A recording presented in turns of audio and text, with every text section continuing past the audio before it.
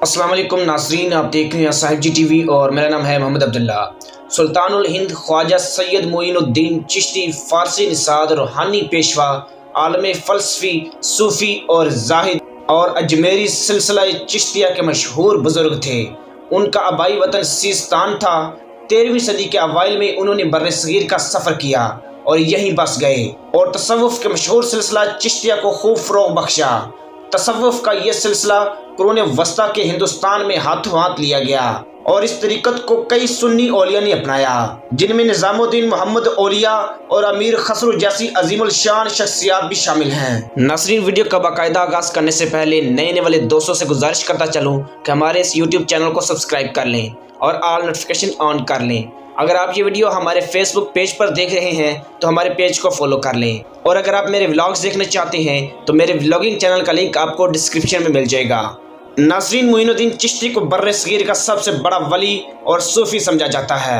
मोइनुद्दीन चिश्ती की इब्तिदाई ज़िंदगी के मुतालिक बहुत कम मालूमात दस्तयाब हैं। अलबत्ता जब उन्होंने हिंदुस्तान का सफ़र किया तो उस वक़्त वस्ते एशिया में मंगोलों का कहर बरपा था, लिहाजा ये मुमकिन है कि मोइनुद्दीन चिश्ती ने उनसे बचने के लिए हिंदुस्तान का रुख किया हो। उन्होंने सुल्तान अल-ततमश के ज़माना में दिल्ली में कदम रखा, मगर बहुत मुख्तसर मुद्दत के बाद अजमेर तशरीफ़ ले गए। उसी मुकाम पर वो अहले सुन्नत के हम्बली मसलक के आलिम और अहले बातिन ख्वाजा अब्दुल्ला अंसारी की तहरीरों से बहुत ज़्यादा मुतासिर हुए।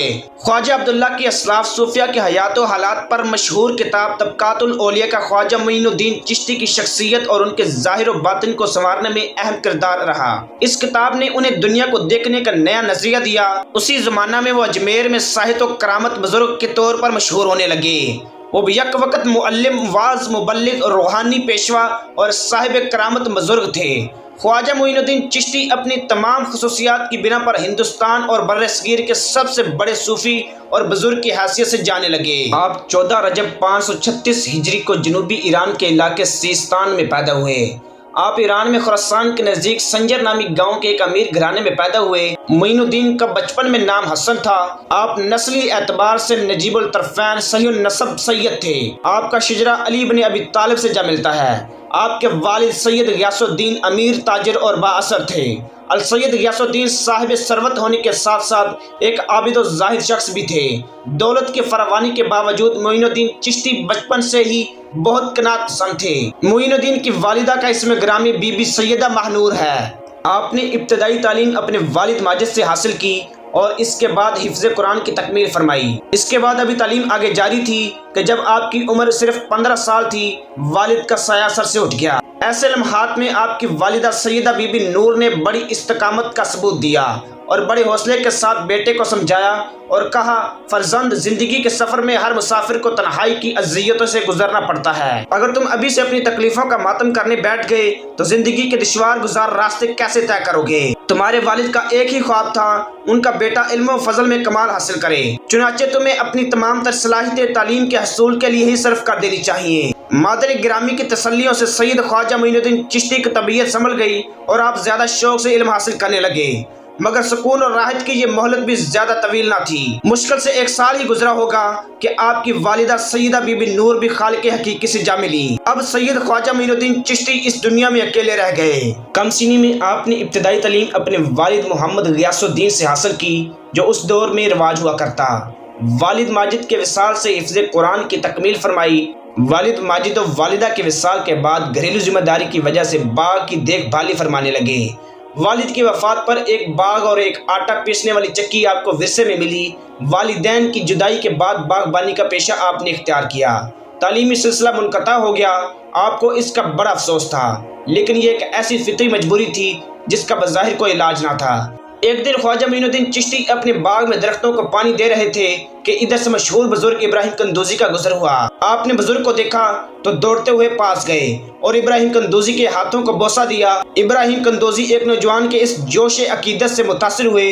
उन्होंने शफकत से आपके सर पर हाथ फेरा और चंद दुआया कलमात कहकर आगे जाने लगे तो आपने इब्राहिम कंदूजी का दामन थाम लिया।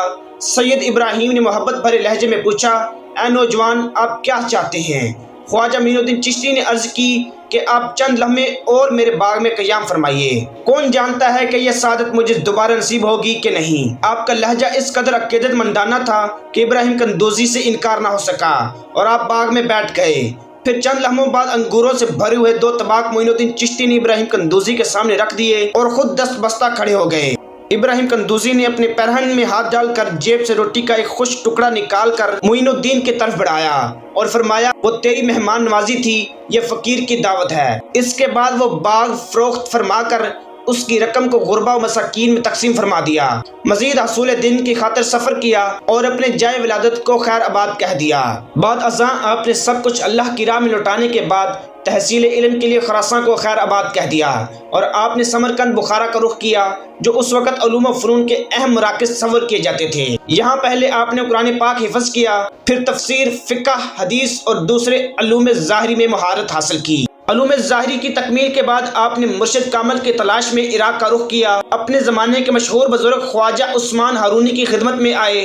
ख्वाजा मोइनुद्दीन चिश्ती अपने मुर्शिद की खिदमत में तकरीबन 2.5 साल रहे।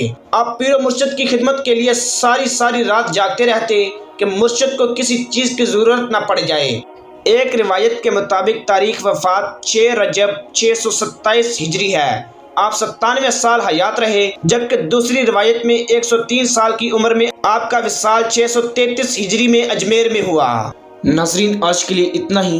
वीडियो को लाइक करना मत भूलिएगा और इस वीडियो को अपने दोस्तों और अजीज़ों अकारिब के साथ ज़रूर शेयर कीजिएगा। मिलते हैं नेक्स्ट वीडियो में, तब तक के लिए अल्लाह हाफिज़।